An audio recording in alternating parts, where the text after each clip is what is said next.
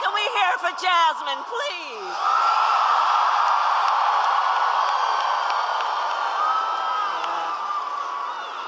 I'll tell you, when I hear our young leaders such as Jasmine, I know the future of our country is so bright. So bright. And it's so good to be back in Greensboro and to be with so many leaders. Thank you all, everybody. Thank you. I want to thank the incredible Governor Roy Cooper. Thank you. Your next governor, Attorney General Josh Stein. Representative Manning. Mayor Vaughn. The Council of State Candidates. And all the leaders with us today. So North Carolina, 2 nights ago, Donald Trump and I had our debate. You watched it? Did you watch it?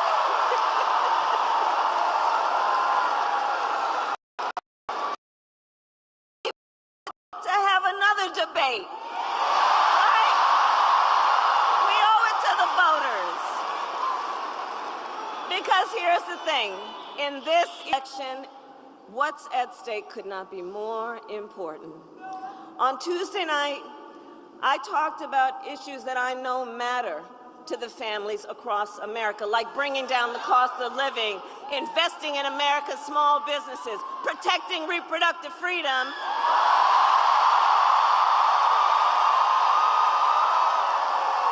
and keeping our nation safe and secure.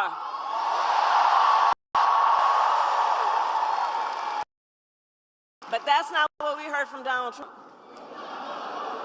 Instead, you know, and I called it at the beginning of the debate, it was the same old show. Same old tired playbook we've heard for years, with no plan for how he would address the needs of the American people. Well, folks, look, it's time to turn the page.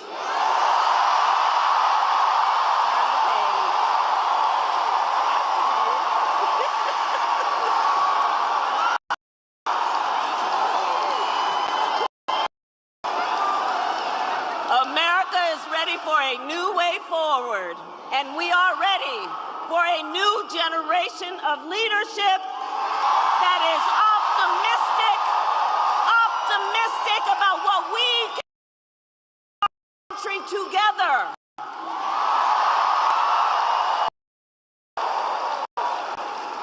And that is why Democrats, Republicans, and independents are all supporting our campaign, because we agree we have a duty as citizens to put country above partisan, defend our Constitution, and that is my pledge to you. I will always put country above party. From the courthouse, I have always fought for the people.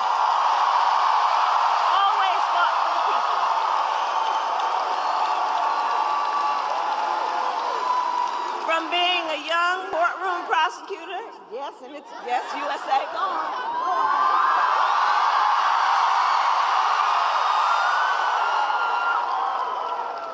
From being a young courtroom prosecutor in Oakland, California, I stood up for women and children against predators who abuse them. As Attorney General of California, I took on the big banks and delivered $20 billion for middle-class families who face foreclosure. Stood up for veterans being scammed by big for-profit colleges, for workers who were being cheated out of their wages, the wages they were due, for seniors facing elder abuse. I will be a president for all Americans. And together we will build a brighter future for our nation. Together.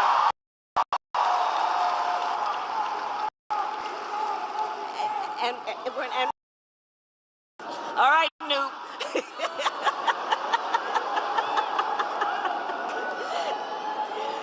We are going to build a future where we build what I call an opportunity economy. So every American has an opportunity to own a home, to build wealth, to start a business.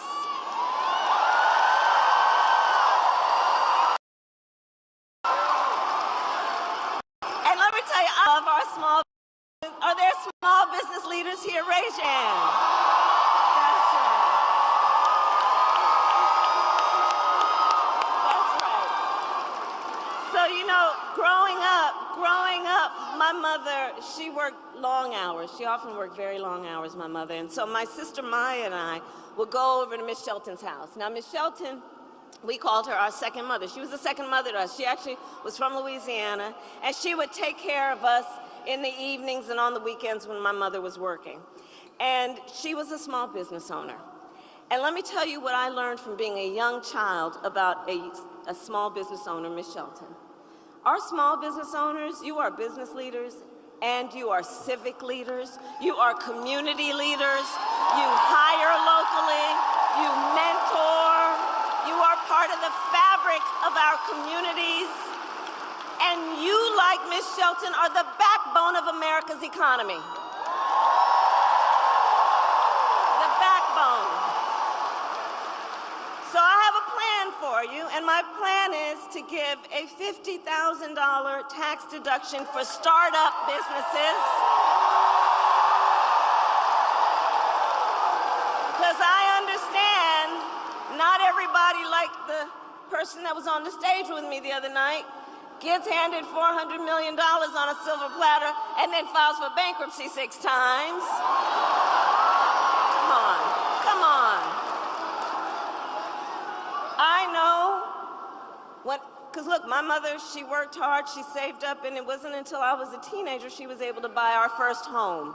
I know the challenges that Americans and working people and families are having right now in terms of affordable housing. And we need to build more housing in America.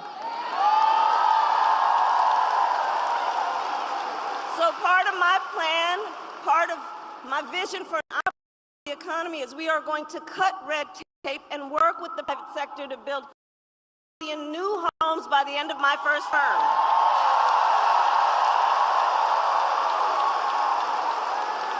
And I have a plan to lower the cost of living for America's families on everything from health care to groceries, including taking on price gouging and those corporations when they take advantage of people in need. Under my plan, more than 100 million Americans will get a tax cut. Thousands of dollars of your hard-earned money will go back in your pockets, including $6,000 during the first year of a child's life for young parents, knowing in that critical stage of your child's development, you might need a little help, not just to get by, but to get ahead. And I will always put the middle class and working families first. I know where I came from. I know where I came from. I'm clear about that. Now, Donald Trump, well, he has a different plan. Just Google Project 2025. I see you have. It is a detailed and dangerous blueprint for what he will do if he is elected president. Donald Trump will give billionaires massive cuts, massive tax cuts, and cut corporate taxes by over $1 trillion, even as they pull down record profits. He intends to cut Social Security and Medicare. And he wants to impose what I call a Trump sales tax on everyday basic necessities, which will cost the average American family nearly $4,000 a year. Some some of the top economists in our country have reviewed the plans. Goldman Sachs, for example, has said that my plan would grow our economy and his plan would shrink the economy. That his plan would reignite inflation and send us into a recession by the middle of next year. On top of this, Donald Trump intends to end the Affordable Care Act. Now think about that. Think about that. We remember what it meant when insurance companies could deny you for a pre-existing condition. Remember what that was? So he wants to get rid of it. And as he said in the debate, he made clear he has no plan to replace it. In fact, you remember? Concept. You remember? He has, quote, concepts of a plan. Concepts of a plan.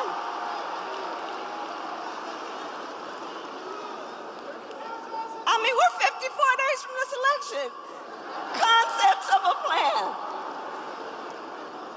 Which means no actual plan. Which means no actual plan. And 45 million Americans are insured through the Affordable Care Act. So understand what that means. He's going to end it based on a concept and take us back when folks were suffering. Well, we're not going back. We are not going back. We are not.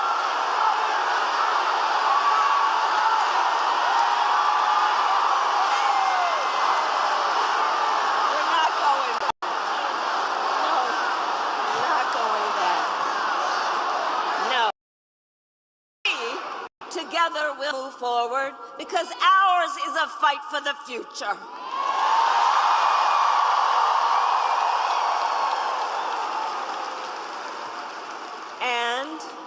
And ours is a fight for freedom.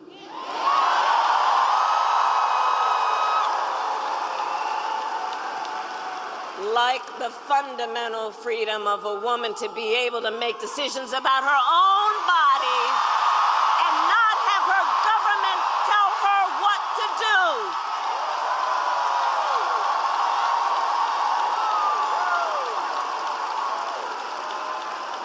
And we remember how we got here. Donald Trump hand-selected 3 members of the United States Supreme Court with the intention that they would undo the protections of Roe v. Wade, with the intention they would undo the protections. And they did exactly as he intended. And now more than 20 states have a Trump abortion ban, including North Carolina, and every single state in the South except Virginia.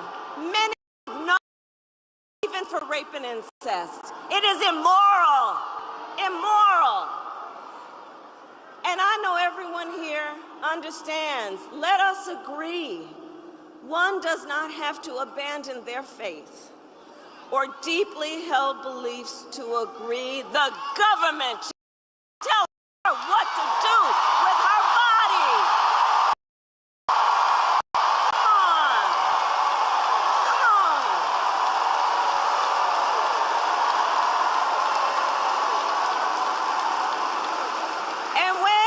And when he was asked on Tuesday night, Donald Trump refused to say that he would veto a national abortion ban. Well,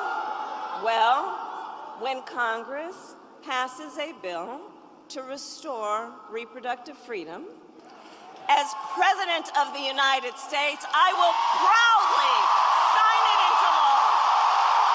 Proudly sign it into law.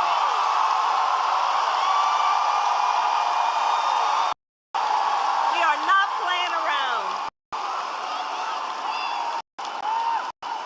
And across our nation, we are witnessing a full-on attack on hard-fought, hard-won fundamental rights and freedoms, like the freedom to vote, the freedom to be safe from gun violence,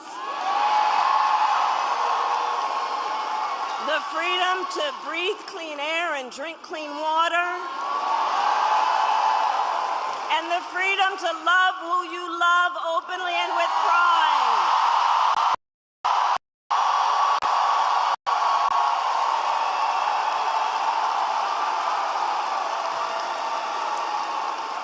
And here's the thing that I know about all of the North Carolinian leaders who are here.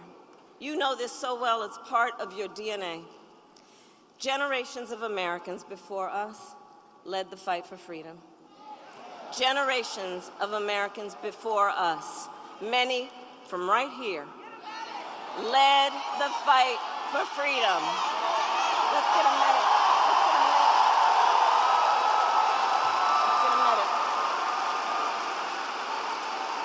Do we have a medic? Let's get a medic over there, please. Let's get a medic over there. Yeah, but let's make sure. See, this is who we are. We look out for each other. That's what leaders do, looking out for each other. Okay, we've got a medic. Okay. So generations of Americans before us led the fight for freedom, and now the baton is in our hands. The baton is now in our hands. And we who believe then in the sacred freedom to vote will finally pass the John Lewis Voting Rights Act and the Freedom to Vote Act. And we who believe in the freedom to live safe from gun violence will finally pass an assault weapons ban, universal background checks, and red flag laws.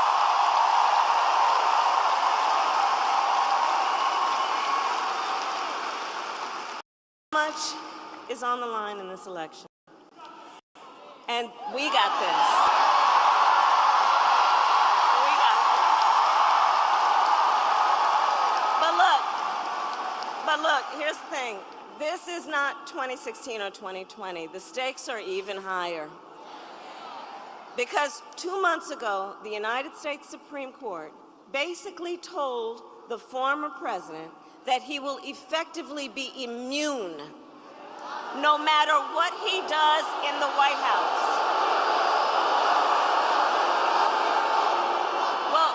Well, here's the thing. The courts will take care of that. Let's take care of November. How about that? All right?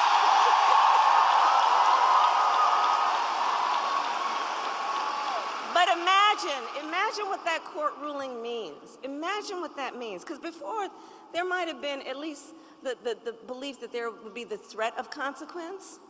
But now there's an explicit ruling from the court that suggests he would be immune. Imagine Donald Trump with no guardrails. Imagine what that would look like. He who has vowed, if reelected, he will be a dictator on day one. He who called for the, quote, termination of the Constitution of the United States.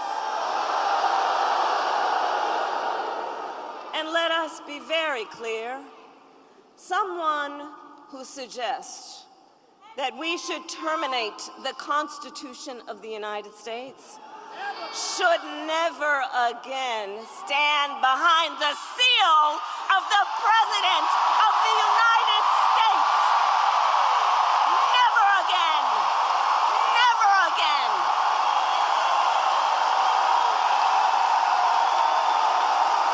Never.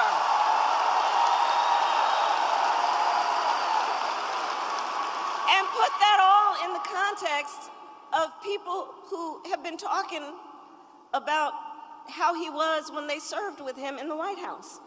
People who saw him every day. His national security advisor, his defense secretary, his chief of staff, and his vice president. All of whom have warned America, Donald Trump is not fit to be president of the United States.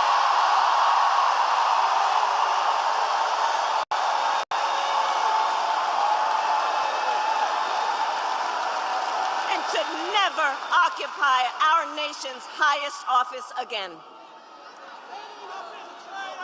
So North Carolina, I believe it all comes down to this. We are here together. We are here together because we love our country. We love our country. And we together understand the awesome responsibility that comes with the greatest privilege on earth, the privilege and pride of American.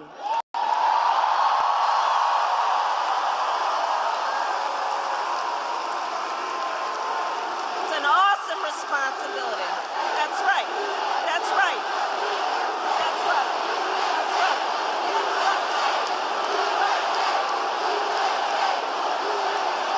And I do believe it is the highest form of patriotism to fight for the ideals of our country and to fight to realize the promise of America. And so, North Carolina, we have 54 days until Election Day. 54 days until Election Day. And just 35 days until early voting begins. And it's not only the presidency that's on the ballot. There are many, many important races, like Josh Stein running for governor,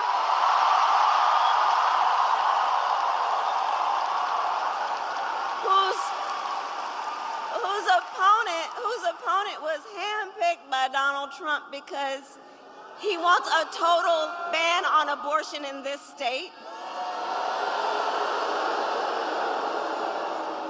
And that is just one of the many stakes that are at play in this election. But see, we know the power is with the people. The power is with the people.